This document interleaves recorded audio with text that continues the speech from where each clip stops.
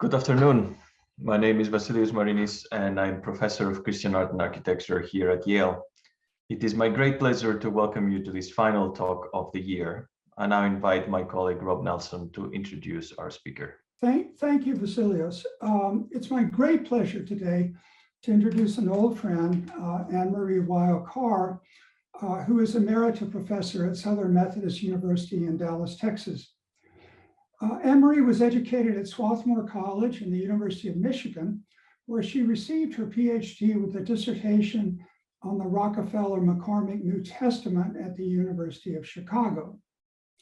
Afterwards, she spent some years tracking down all the manuscripts that are related to this illustrated book.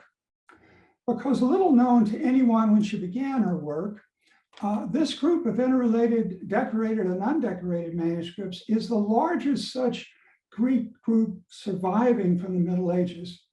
Thus, her dissertation subject was only on the tip of the iceberg, and she later described and analyzed the whole iceberg, to continue that metaphor, in a book published by the University of Chicago.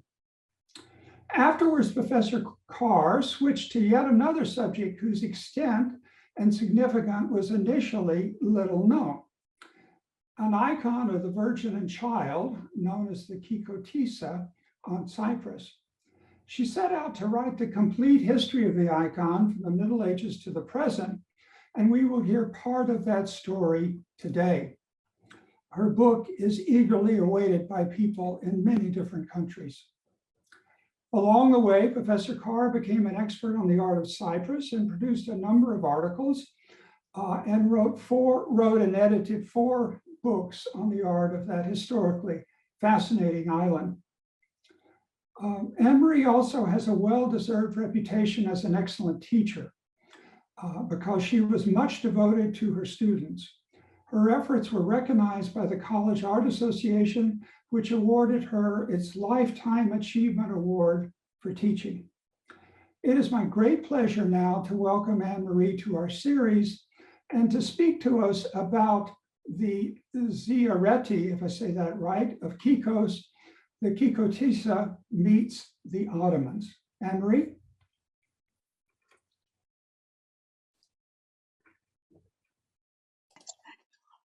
Yes. Well, thank you so much, Rob. It's a tremendous privilege to be part of this lecture series, which I've enjoyed throughout the muffled months of the pandemic. And I also thank all who have joined us today, who are willing to join in yet another of my efforts to parse the life of the Kykkotissa, the miracle-working icon of the monastery of Kykkos on Cyprus there. Now, Kykkos has long been the largest and most prominent monastery on Cyprus, but its history up to the point at which we meet it today, at the time of Cyprus's Ottoman conquest, is accessible only almost exclusively through what we can learn about its icon. Now, we don't have the icon itself, and since the 17th century, it has been veiled from view. And we do, however, have its legend and copious replicas. The legend was written down for the first time in around 1420, near the end of Cyprus's centuries as a Crusader kingdom. It centers upon the icon's signature miracle in 1365, when it alone survived a devastating fire. But its story was already extensive by that time, and the legend claims that it was the gift of a Comnenian emperor induced by the Mother of God to send to Cyprus one of her most famous icons, and with it, funds for a monastery. The taut, emotionally suggestive iconographic type that we associate with the Kykkotissa, as on the right, does bear a close resemblance to a well-known icon of Comnenian date at Sinai on the left, and the twisting posture and scissor kick of the child, the tender inclination of his mother's head as she nuzzles his curls, and the conjunction of their right hands on the scroll that he holds are seen in both, and could indicate that the monastery indeed had received a fine panel from the Comnenian metropolis. The brightly colored veil of the Virgin, on the other hand, is not known yet to have been used in Comnenian art. Moreover, together with the veil, the type appears in a full dozen surviving Cypriot icons from the Crusader period, both in rightward and in leftward orientation, and quite a number of them seem to predate 1365. So they really don't know if Kykkos had in some way a Comnenian image or had simply grafted its legend onto a popular iconographic type. By the 1430s, though, we know that Cyprus did have a significant icon, for the historian Leontios Macharas repeats its legend and calls the icon one of Cyprus's holiest possessions.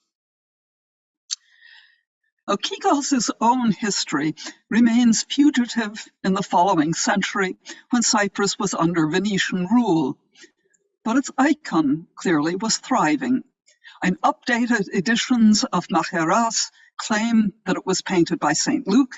Venetian documents identify Kykkos as Santa Maria della Pioggia, surely implying that its icon had gained the power of rain-making, and its image was being repeated.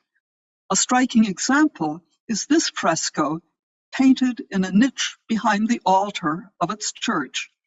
And such a placement behind the altar was unusual for icons, but was known for several miracle workers. And Urania Perdiki has suggested that similar altar niches accommodated venerated icons in pilgrimage churches on Cyprus. I think this suggests that this image too was seen as especially potent. In other cases, its special potency is reflected in the fact that it is given the name of the church or community to which it belonged. In this case, the Mother of God, Kykkotissa, from the Kykkotissa church in Carminaria, or the Chrysomesohitissa, the Golden Virgin of the village of Mesogi. But above all, the image itself acquired its own name. 3 instances of the type are labeled Mother of God, Kykkotissa, and actually just behind my picture is Kykkotissa. And for the first time, literally, we now know that this type is, in fact, the Kykkotissas. Now, 2 of these are panels, and one from the village of Mutulas, the other one still in the village of Pedulas, and they make it clear that the leftward and rightward versions of the type were seen as the same image with the same name. The third named example is frescoed, again, this one in a vault, and plausibly originally full length. As such, it shows especially clearly what the name Kykkotissa meant. It certainly does evoke the panel at Kykkos, but the panel is not what's important. It's the image that bears the Kykkotissa's name and assures access to Mary, regardless of the medium in which it's doing or even the length of the figure. Now, notably, although Cyprus had a number of named Marian miracle workers at this time, including several rainmakers high in the mountains, the Kykkotissa is the only one that we know was actually named on this way on other panels. And in this sense, it stands out already before the Ottoman conquest. Now, it was from the Venetians that the Ottoman Empire conquered Cyprus in 1570-71. The Latin church installed by the Franks was banned. The Cypriot bishops were restored to primacy, no longer subordinate to their Roman counterparts, and the Church of Cyprus was restored to communion with the great church. It in turn installed, as Cyprus's first reinstated Orthodox archbishop, a monk from Kykkos. Cyprus's reintegration into the Orthodox world would play a mounting role in the life both of Kykkos and of its icon. More immediate was its integration into the Ottoman legal system, for it's then that its life emerges at last into visibility through Ottoman documents. The hegemon Gregoryus, to whom the first documents introduce us, left his mark on the icon, for in 1576 he vested the Kykkotissa with a gilded silver cover inscribed both with its own name and his, and with an invocation.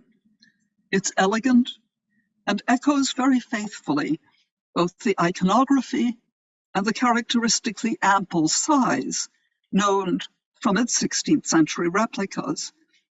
Now, whether either the size or the iconography actually echoed the old medieval original can't be answered. And we refer to this confidently as the icon's first cover. But that may actually be brash, because an earlier panel of the Kykkotissa's type in a mountain village had already long had a silver cover. Its attribution ranges from the 13th to the 15th century. And if one of its replicas had a silver cover, and could the Kykkotissa itself have been unadorned?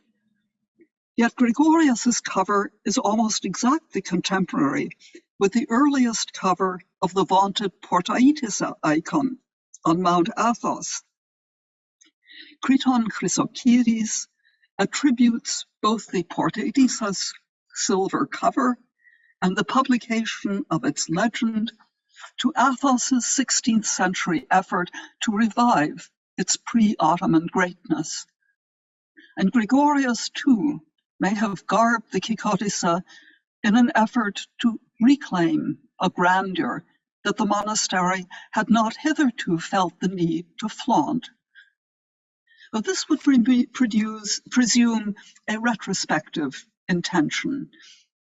And nostalgic retrospection does pervade post-conquest literary art in Cyprus. But Gregorius' intention may not have been nostalgic, for his ensuing actions look not to the past, but to the future. And his most formidable challenge was responding to Sultan Selim II's canon demanding that all charitable institutions buy back their landed properties from the state. Gregorius completed the purchase of Kykkos's properties in 1588 at the price of some 8 times the monastery's annual income under the Venetians. Ownership was vested in the hegemon and the community of monks as a whole. 1 year later, Gregorius formally incorporated all the properties he had acquired for the monastery into a Waqf institution, a charitable foundation as recognized by the Muslim state. In a statement to the Diwan of Cyprus, he said that Kykkos had hitherto functioned in accord with Christian religious custom as a charitable institution where visitors were fed, that the mullahs had agreed that its properties were integral to its function, and so he was incorporating all its properties together as a charitable foundation, a Waqf foundation. He then, quote, expressed the desire and asked that, after the payment of the worldly taxes and the sacred tenth, the remaining resources should be directed to the feeding of whoever among the Muslims or the taxed Christians visited the monastery and be spent for the foreigners.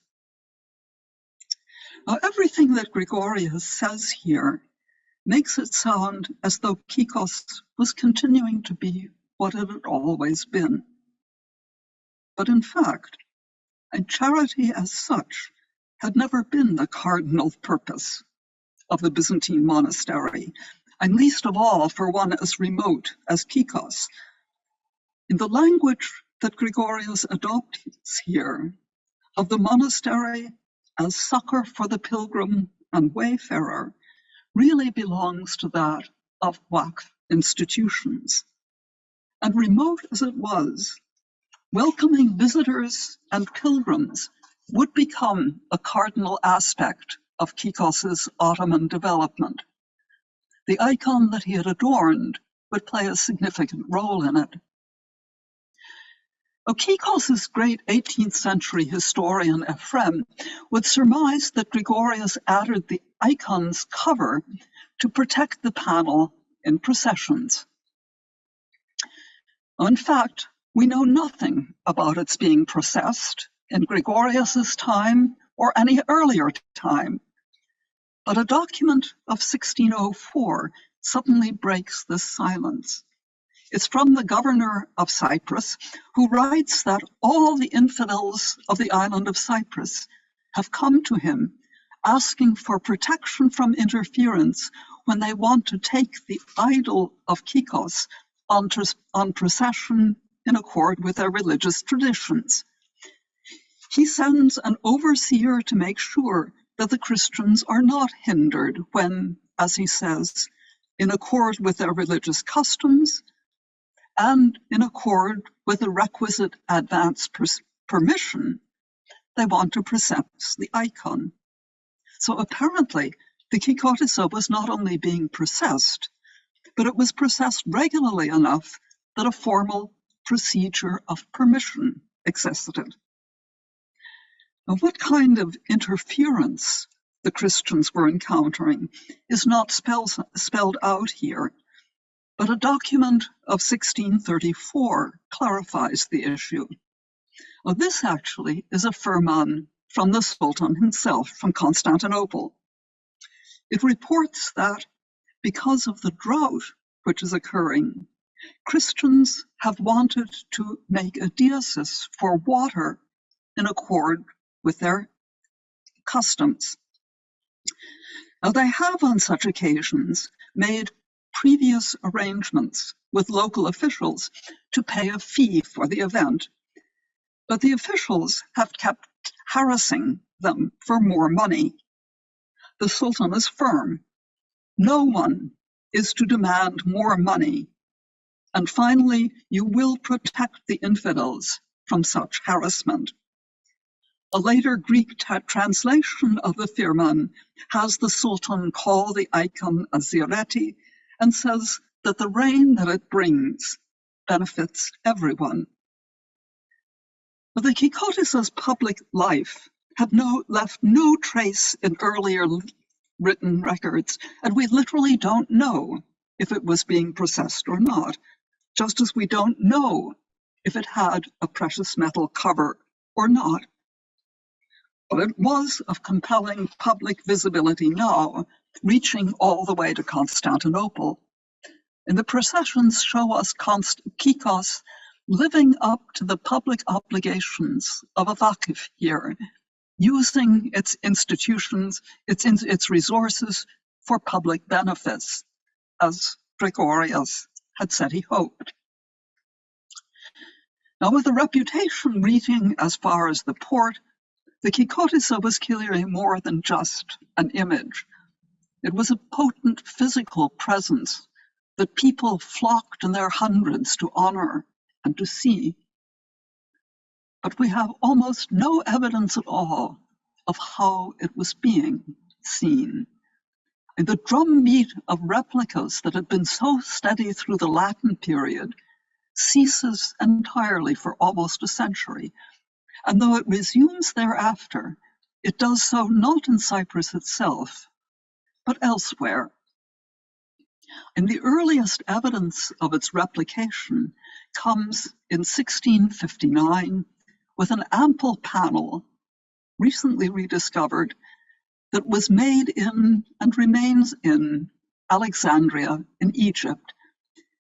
Its lower frame bears a poetic inscription that gives the date and says that the icon was painted by his own hand as a thank offering for salvation from illness by Paisius, Patriarch of Alexandria. Now, Paisius was Cypriot, and most probably a Kykkottis, a testimony to the level of leadership to which the Kykkottis rose. It's not impossible that he was also an iconographer. His image aligns interestingly with that of Gregoryus, and where Gregoryus had signed the icon cover of 1576 with devotion alone, Paisius records a miracle. He presents the Kykkotissa as a miracle worker. And his iconography, too, has somewhat shifted. And the Virgin now is the Eleusa of Kykkos. She no longer has the canted veil. Her child is less restless, and he carries a conspicuously open scroll.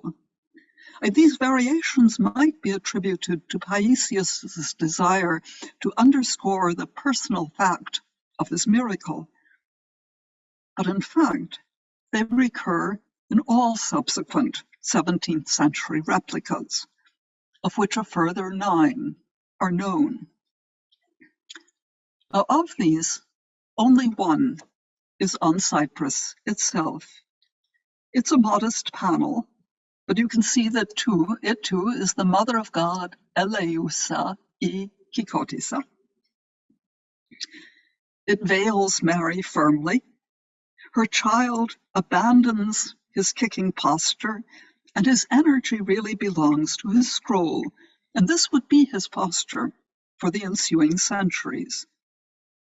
I think quite as important is the panel's size, which is more truly seen here.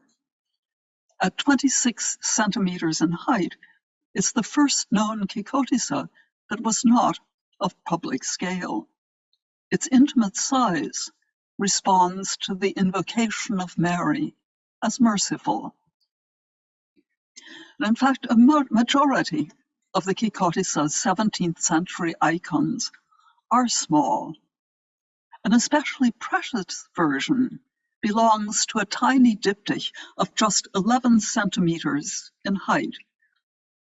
It's paired there with St. Catherine. The Cypriots venerated Catherine as Cypriot, so the pairing could be Cypriot.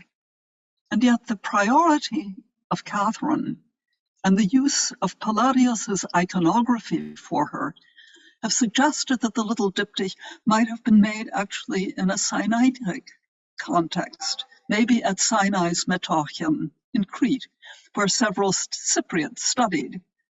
Within a generation of its creation, it had made its way to the Vatican in Rome.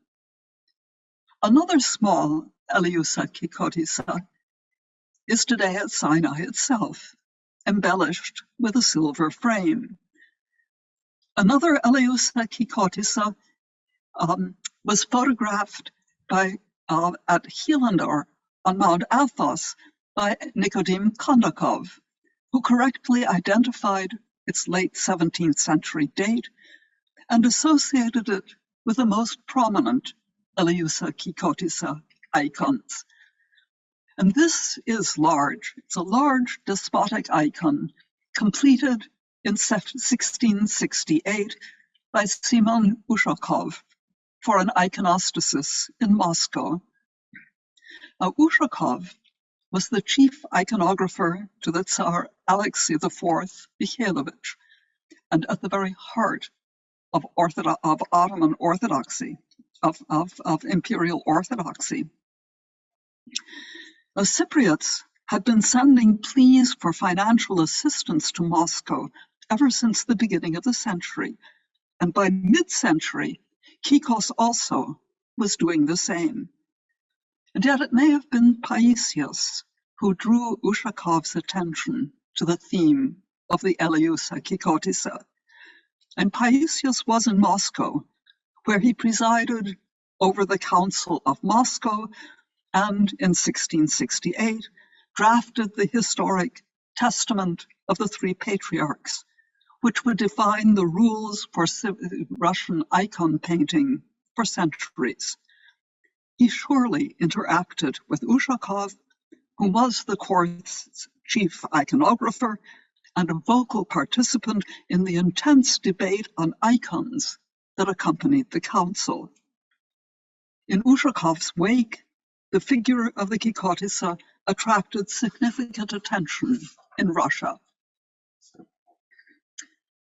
So looking over the roster of the Kykkotissa's replicas exposes a geography radically different from that of the Latin period. And Cyprus itself figures only in a single icon that is too small to have had any public presence. Instead, the replicas appear in the significant nexes of ecclesiastical power. Alexandria, which Paul Ricoeur had called the most significant patriarchate after Rome, in Rome itself, at Sinai, at Athos, and above all, of course, in Moscow, where the Orthodox Church was imperial, wealthy, and unencumbered by Ottoman rule. And the panels virtually diagram the extension of Kykkos into the nodal areas of international ecclesiastical wealth and authority. And given their wide dissemination, the uniformity of their iconography stands out. It suggests that Kykkos had deliberately adjusted its icon's image to convey a new message. And certainly the tender obliquity of Ushakov's icon contrasts with the forceful figural frontality of the Frankish era panels. I think these images give cogent force to each of what we've rather casually called modifications. And Mary's veil clings in a caressing curve around her tender face. The tension has drained from the child's posture, and he directs the viewer's eye instead to his scroll. It bears his own words from Luke 4:18. The Spirit of the Lord is upon me, because he hath appointed me to preach the gospel to the poor.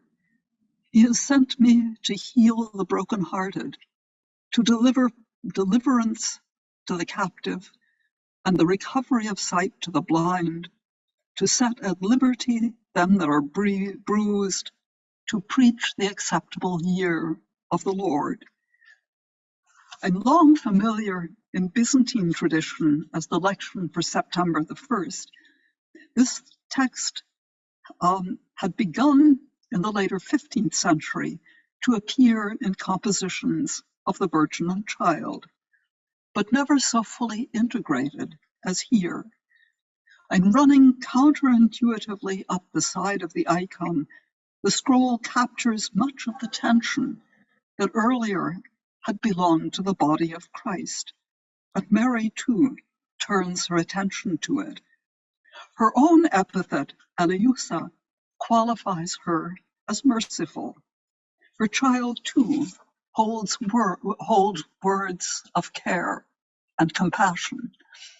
And the promise he speaks is at the same time the promise of the icon. And the icon, too, preaches the gospel. And it, too, can say that the Spirit of the Lord is upon me, because it effects changes. It heals the brokenhearted promises deliverance to the captive and recovery of sight to the blind. And these were the things that miracle work icons did. I think the image invites its viewers to recognize in it the reliable form of an empowered image, mysteriously able to effect acts of mercy in the world. And the words reformulate the image, inviting us to see through them the recognized form of a miracle worker. As a miracle worker capable of bestowing acts of mercy in the world, the icon is able to do this by virtue of its own recognizable likeness to its original, its wholly original. Visually many-layered, the new form speaks to the economy of grace, which goes from like to like. It speaks to the economy of the monastery, which relied upon such named icons for income and prestige. And it speaks to the visual economy with which such paintings were fine-tuned to their tasks. And in these respects, I think we see in the 17th century icons something fundamentally different from the replicas of the Kykkotissa that existed in the 16th century. And the 16th century icons were images of a great image. It summoned the power of the one whom it portrayed. It could do this effectively without a toponym or under multiple toponyms. It could move with impunity from one medium to another. It could bring its force to a full length as well as a half-length figure, since after all it was Mary. It could even bring the Kykkotissa's own image to a different panel, because the Kykkotissa itself was an image, wherever that image was. I think all of this was different in the 17th century. And the images now are always and only panels.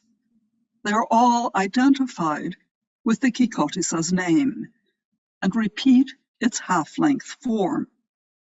The name is embellished with additional verbiage, and the child, too, carries words that talk about what the image does. And the words assure us that each panel is the Kykkotissa. But of course, it's not the Kykkotissa, because it's a panel that is talking about the Kykkotissa. It's a relay, relaying attention to the Kykkotissa. And these images, I think, reflect a keen awareness of the difference between the icon that is at Kykkos, the unique and desirable physical entity at Kykkos, and the icon that directs veneration and desire to the Kykkotissa. And Kykkos certainly was not going to populate the world with Kykkotissas.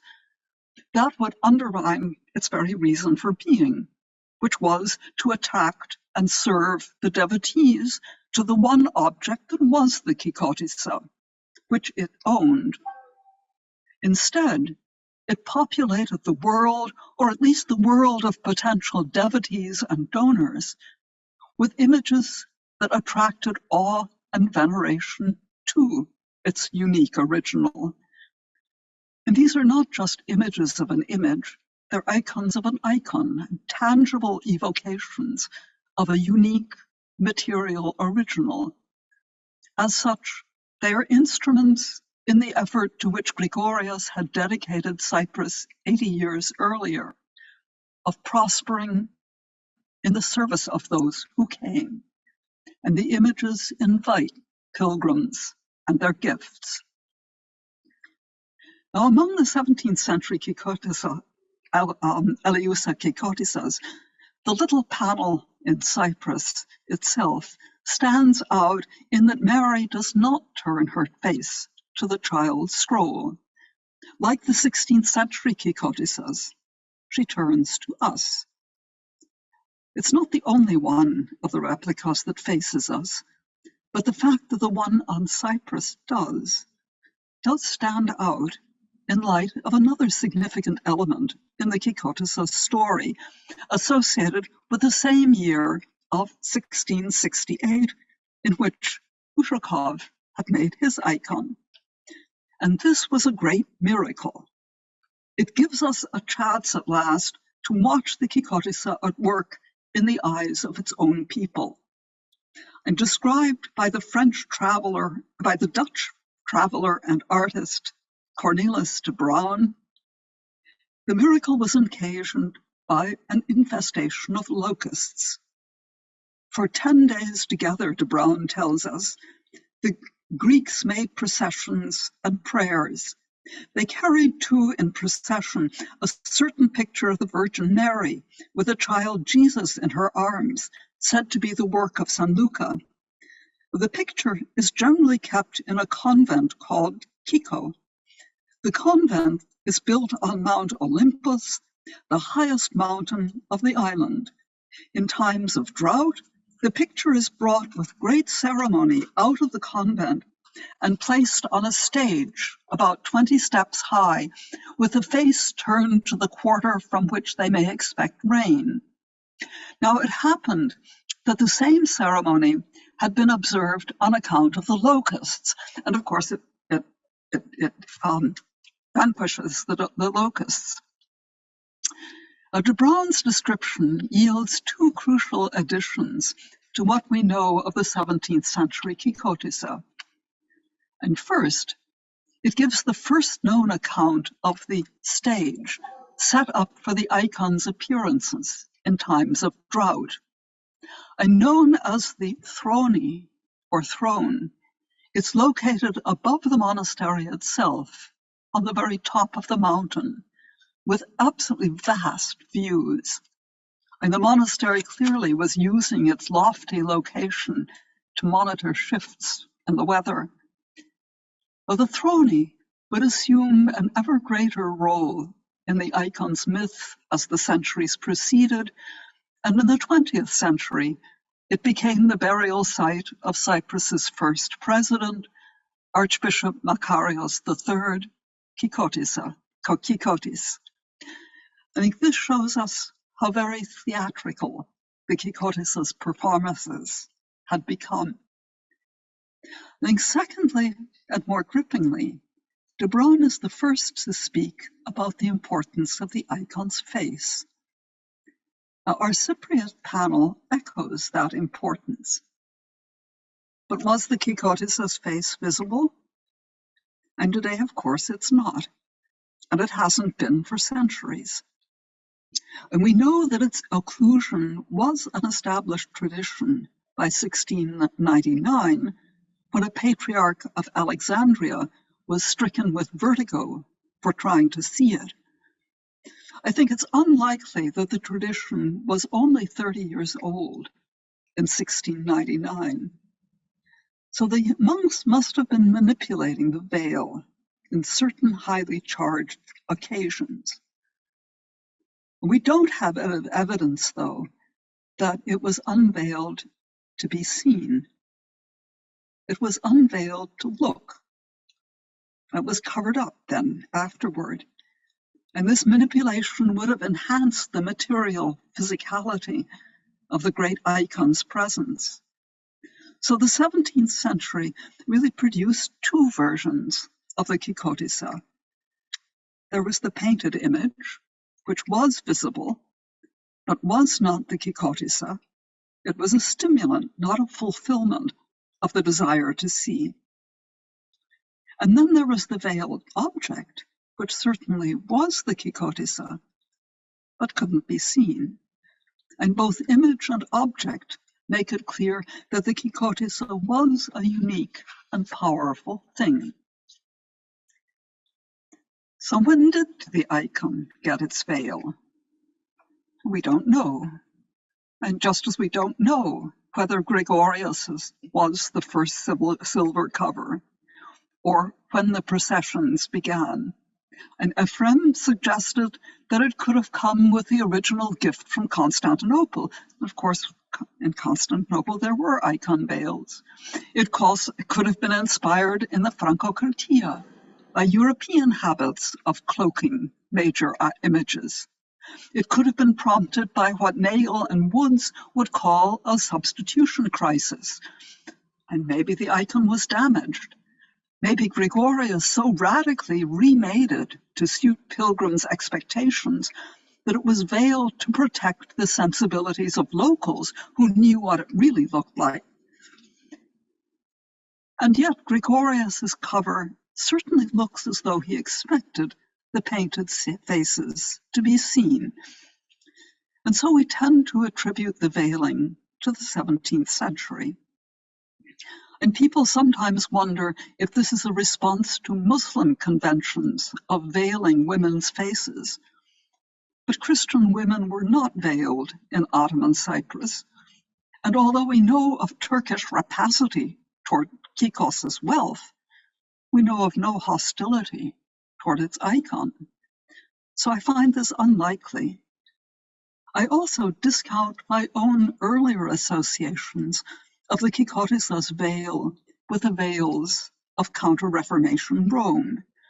And Cyprus certainly knew about the Counter-Reformation and the holy images implication in it. In our same year of 1668, under an archbishop who had been a prominent professor at the Propaganda Fide in Rome, Cyprus held its own synod condemning Protestantism and affirming icon veneration. But everything about the reformation of the Kykkotissa rebels against the language surrounding the Roman icons, as exemplified especially by Rubens's installation of the Vallicaniana, in which the original icon was exposed at critical moments. The Roman veils played upon the belief that the intensity of the sanctity that was seen in the holy image was directly related to the way in which the viewer saw it. When it was unveiled, it was seen as especially holy. And this is closely related to the miracles of action that currently dominate discussion of miraculous images in the Renaissance. And visual change makes sanctity appear. Now, the Kykkotissa was not veiled and unveiled for viewers to make it more sacred. It was seen veiled. Its sanctity was inherent, conferred by the Mother of God. Its sanctity was independent of such variables of viewer response. And even in its miracles, its exposure didn't change its viewers, it changed the world. And another body of language used for the Roman icons is that of framing. And they are set off in frames of their own within the frame of the encompassing view, and so are reframed as holy images, separate and self-aware. The Kykkotissa was not really set apart. It was in its own church, embedded in its own throne, in its own setting. It belonged to its place. And nor were its visible replicas set off visually by being separate from contemporary artistic styles. If anything, they really are impressive for the currency of their forms, and most strikingly in the outspokenly modernist Ushakov. And yet in both Rome and Kykkos, and things did change. The miraculous icon, the tempera panel from which miracles were expected, assumed a new and essentially promotional prominence. In each case, the change responded to an altered relation of sacred and secular. And for Rome, the change was generated by the Protestant challenge, which thrust the miracle worker into a new promotional role as proof that the holy did function in and through matter. For Kykkos, the shift was generated by the new role that Gregoryus had foreseen for it as an institution enmeshed in the definitions and values of a dominant state with which it could not interact on the basis of faith. And Gregoryus's pledge to make Kykkos flourish as a Waqf institution meant meeting the high financial and legal standards required for prestige within the worldly theater of social and political power, but without recourse to the mutual obligations imposed by common faith. It had the resources only of its own. Kykkos resolved this challenge through the effective promotion of its icon. As in Rome, these altered conditions placed a new stress on the miracle worker's dual nature as image and object. Each addressed it in its own way. I'm just saying, as we often do, that the second half of the 16th century saw the invention in both East and West of the miracle-working icon does not bring out how distinct the process of clarifying the miracle worker was in the two regions. Victor Stichita spoke at one point about the Roman icon as being the point at which the image as object and the object as image converged. And the Kykkotissa is more truly the convergence of the image that is by its own declaration not also the object, and the object that is by visual declaration not, or at least not only, an image. And one of the most striking factors in the Kykkotissa story is the clarity with which the icon that was the Kykkotissa stood apart from the icons that weren't the Kykkotissa, but used its image to pull veneration and desire to it.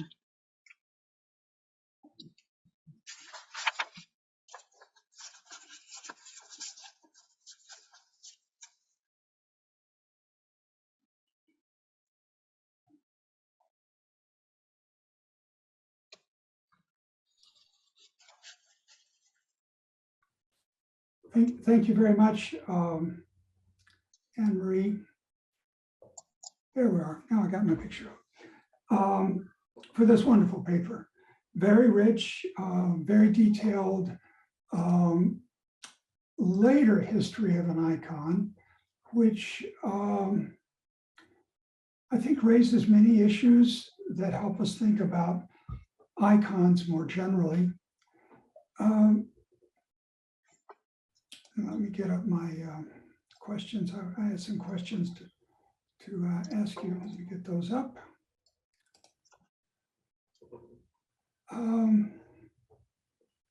So it's a wonderful history. It's very rich. It's very nuanced. It's not a history that prioritizes, let's say, the Komnenian period the way Byzantine art historians would do, but gives sort of full value to all of the periods of the icons. I have a very basic question to begin with. Why did you choose to start working on the Kykkotissa? Actually, that's a wonderful story. I asked myself because it all began with that icon at Sinai, which I thought was an absolutely ravishing icon, which is, and an article that I had written about it in the Delphion for the Festschrift for Dula Numerici, played a very powerful role in my exploration of the icon, because it proposed that the iconography was derived from the presentation, and whereas in the Sinai icon the Virgin in fact does look at Simeon, that in the half-length icons Simeon, the viewer of the icon becomes the Simeon and Anna, and she literally presents him, the child, to the viewer. And that becomes then a kind of basic allegory for the icon itself, which is a material object, as Mary presents material, but at the same time the vehicle of divine presence. And so that icon became very embedded in my way of thinking about it. And I said, well, I will write a book about that. And it was going to be a book which said that the icon originally really was emerged with Irene Vukas, trapped between son and husband, as Mary was in that icon, and that it was a kind of fascinating reflection upon family as well as divine relationships. At that time, I had no idea that there existed a Kykkotissa. But then somebody, and I can't even remember who it was, said, oh yes, well that's a holy icon in Cyprus. I thought, well, jeepers, I'm interested in that. I'm a Cyprus person. Well, I mean, I guess the rest is just history. I mean, the Kykkotissa has proved to be inexhaustible.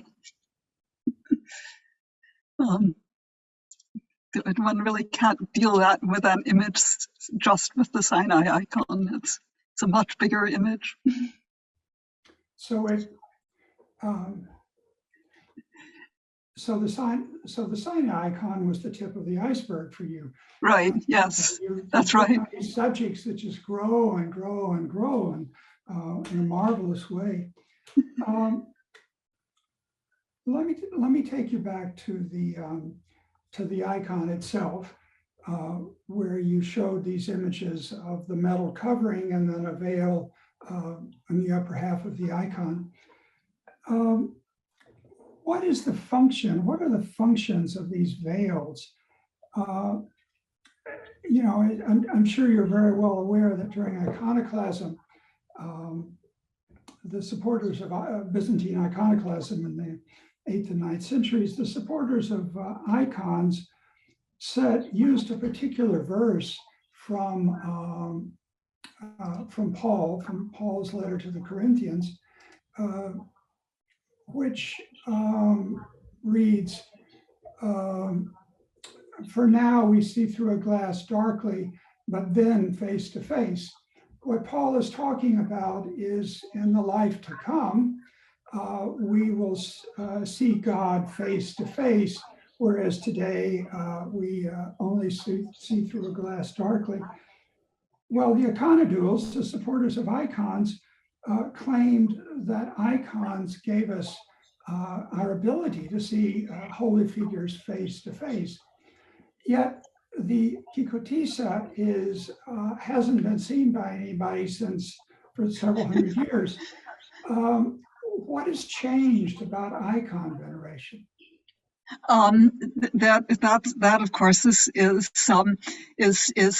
such a fundamental question, because I think that one of the things which does somehow plays into this is that this is a behavior which is actually quite widespread in the island. Once an icon becomes attracts devotion, that Marian icons, they begin to develop curtains, and so that in fact, there's a wonderful icon of the Kykkotissa type, actually, in Tris Elias, which just is swathed in silk veils that have been added and added, so that the sense that almost cocooning the icon is a behavior which recurs often, and it's a form of honoring. I think it's also to some extent a form of protection, because but I wish I understood, really I'd better just how these components play together, because I think that to some extent it is drawing upon the fact that when you see an icon, what we see is an image, and the image functions for us to trigger associations that then lead on to whoever is portrayed. But I think that in many ways, when people thought about the Kykkotissa, they didn't see what we see, they saw a person. And in fact, there are legends about Mary moving as a human being through the monastery at Kykkos. The monks see her at night. A young monk whose mother worries about him is visited by a woman who gives him advice how to protect the monastery. And so that I think that in many ways, the thing which is so central for us, which is the picture, is a kind of front on a much more living phenomenon altogether. And it certainly serves as a good label, but whether it's in any way essential is another question. It strikes me, I'm asking these questions because I don't know the answers. These are not mere rhetorical questions. It strikes me that what develops is the icon is being treated as a relic, because Byzantine relics, unlike relics in the Western Middle Ages, as you know, are covered, are veiled. They're not, you don't see the bones inside the box. Whereas in the West, they use various forms of transparent or translucent materials, so you can see the relic itself. So it might be one way in which the icon has become a relic of the holy person, that is an object that is venerated. And this then takes us quite far from the doctrines of the iconodules during iconocism, which said that veneration to an icon is not veneration to the gold and the wood, but it's to the prototype, to the person portrayed. So something has changed, I think, rather dramatically about icon theory, and that would take a whole nother book to investigate. But your evidence, I think, is very useful for helping us understand what is being venerated. Is it the painting? Is it the metal covering? Is it the veils? Or is it some presence that is indicated by those by these things? And I think that and one of the things which is so sort of intriguing about the Kykkotissa is that in the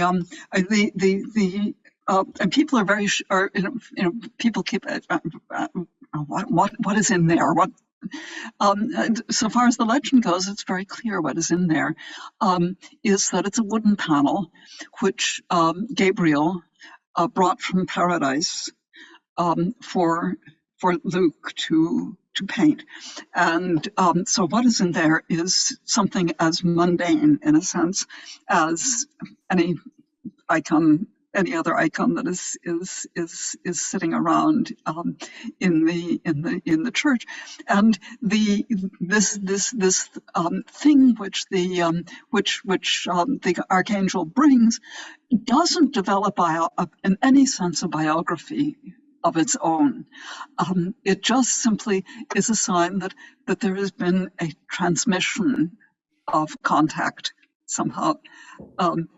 That is going on there, and so that although the thing itself, the object is being recognized, it's not being recognized as in any sense a precious or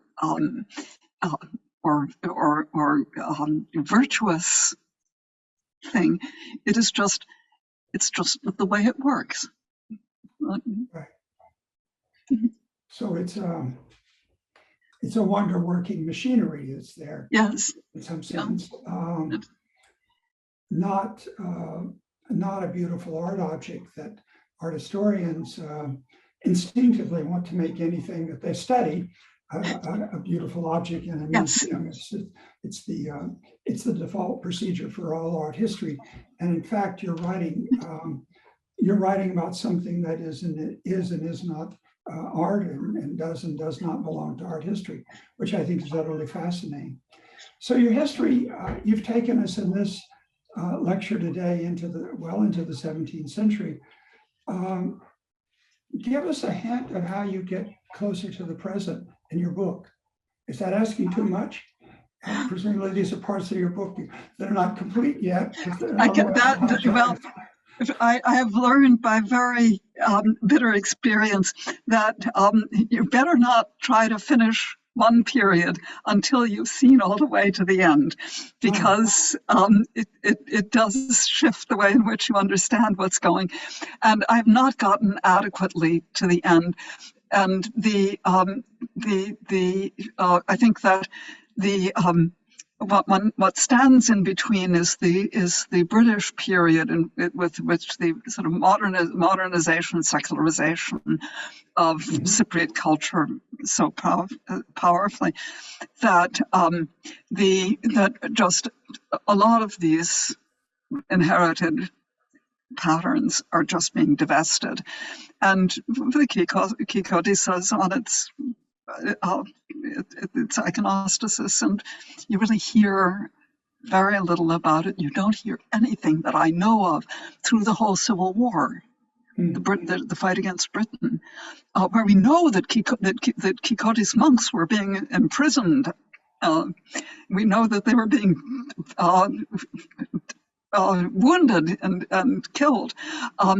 So they were deeply involved, but the Kykkottis as a war hero just doesn't exist at all. And it's about 1990 that the Kykkotissa really sort of emerges again.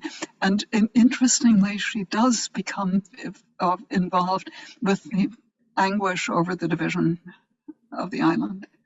But there are very major issues which I have a lot to learn about.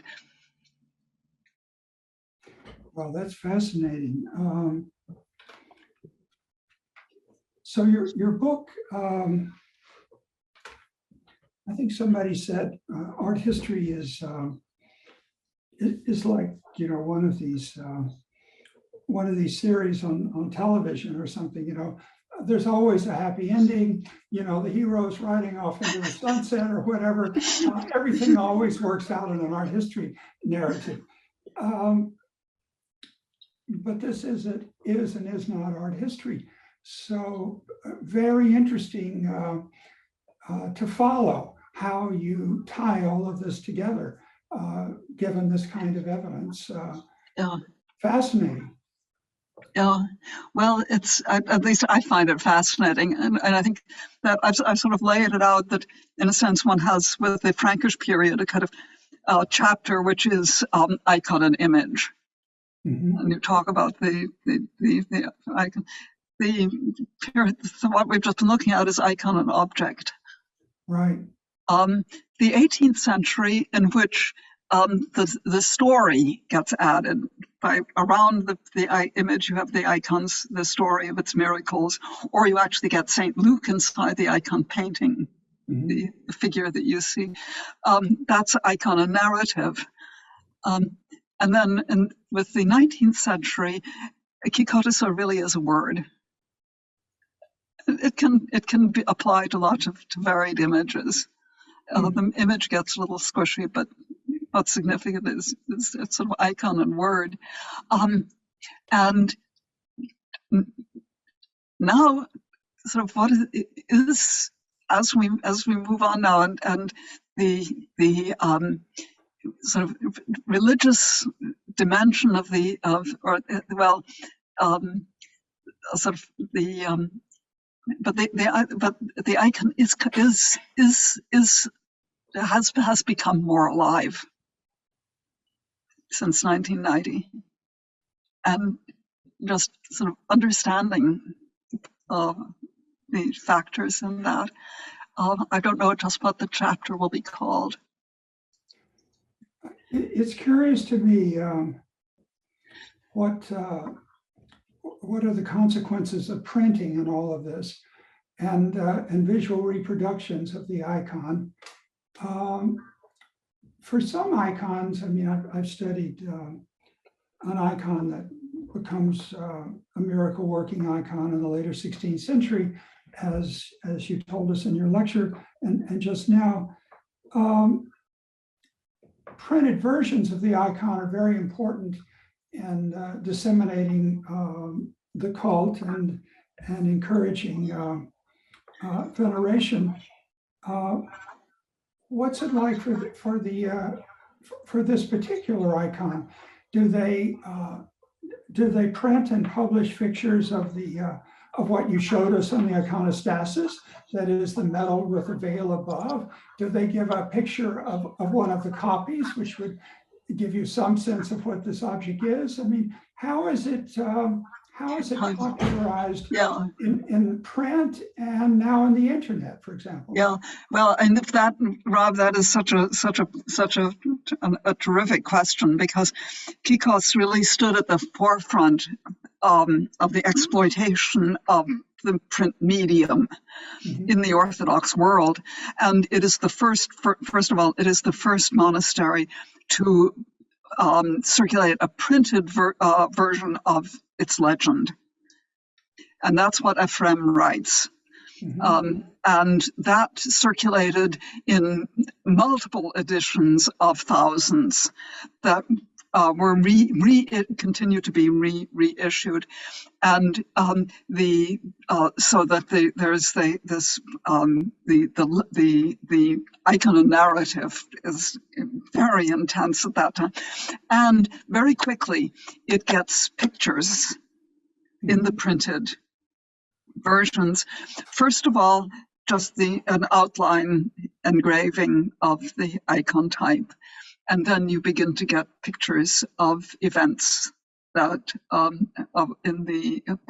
then Kykkos is the first, again, monastery to print a double-sized print that advertises its monastery by advertising with the picture of the iconographic type of the Kykkotissa,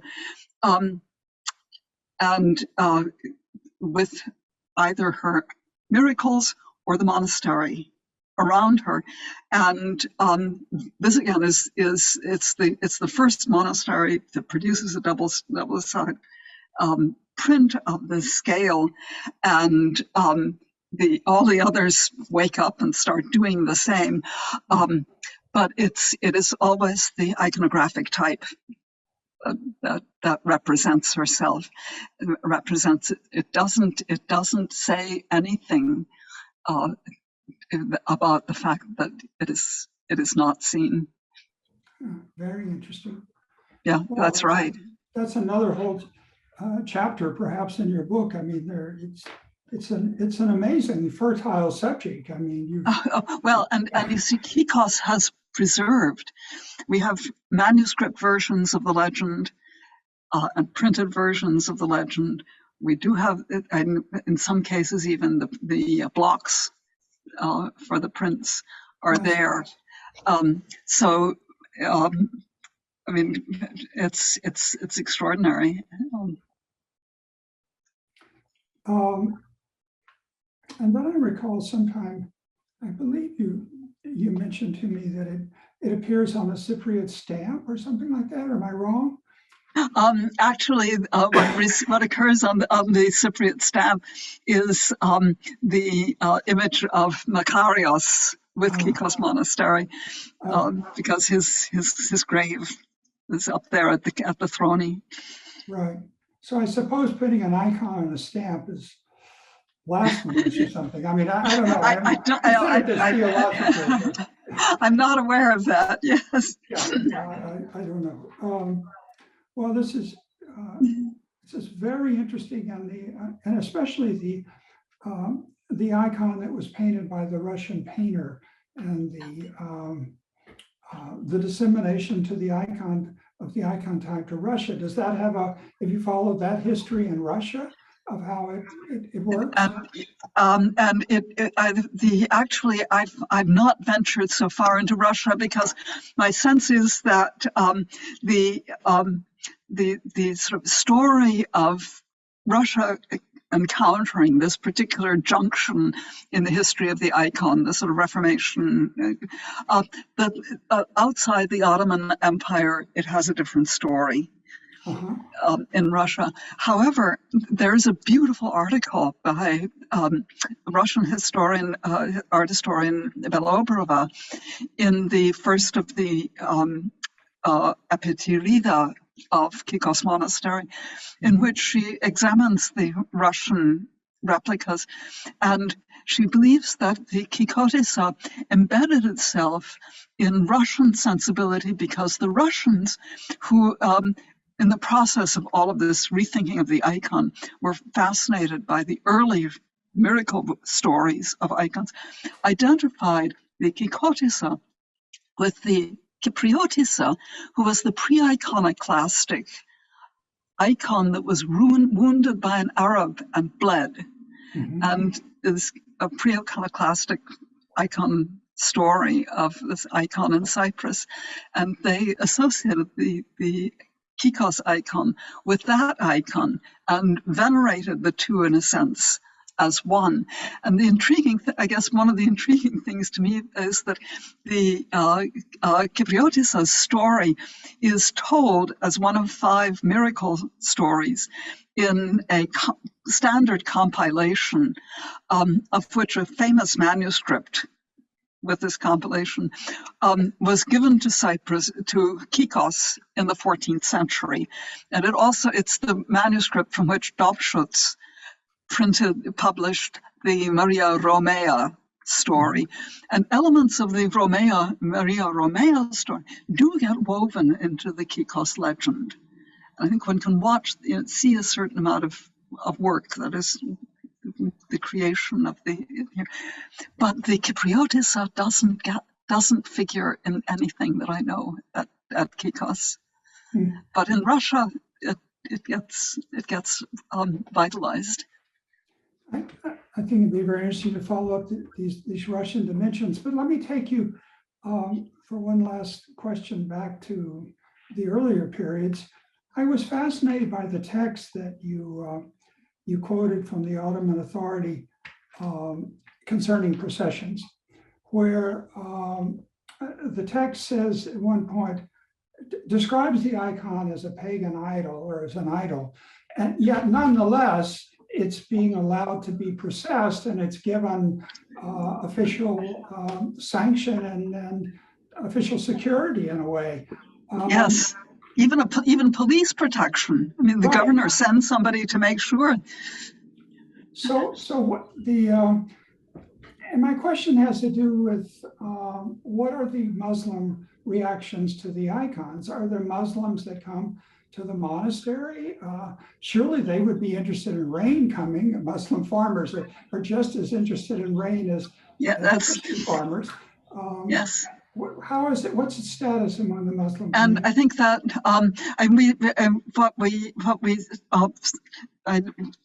we certainly know that already through the 19th century, people who write about the Kykkotissa quote Muslims as invoking the Kykkotissa, and when they get in a fix, then they'll invoke her, just the way a Christian will invoke her. And I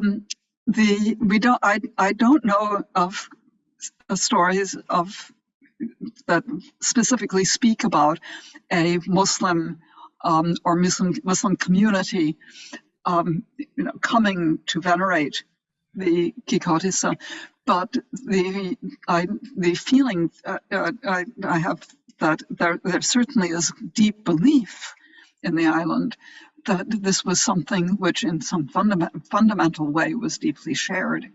And of course, Mary is a shared figure. And I think that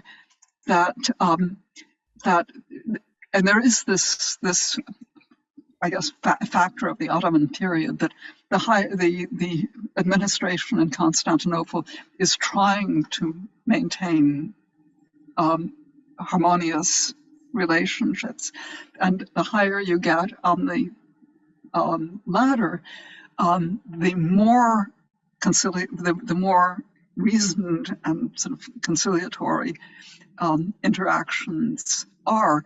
And and also with Gregoryus, as he's has to look out all over the island to see where monastic properties are being overrun by settlers and clawing them back into church property, and so on. He's endlessly involved with the courts, and the court relations are very civil throughout, so that in many ways this is a very civil relationship that is going on. And I think that that in many ways the Kykkotissa is just a fact of life for a Muslim, as she is for many others. Well, I love this notion of a civil discourse and peace and prosperity in Cyprus, and against the story of our time, but I won't go there. But I thank you very much for this wonderful talk and most enlightening conversation about this great icon.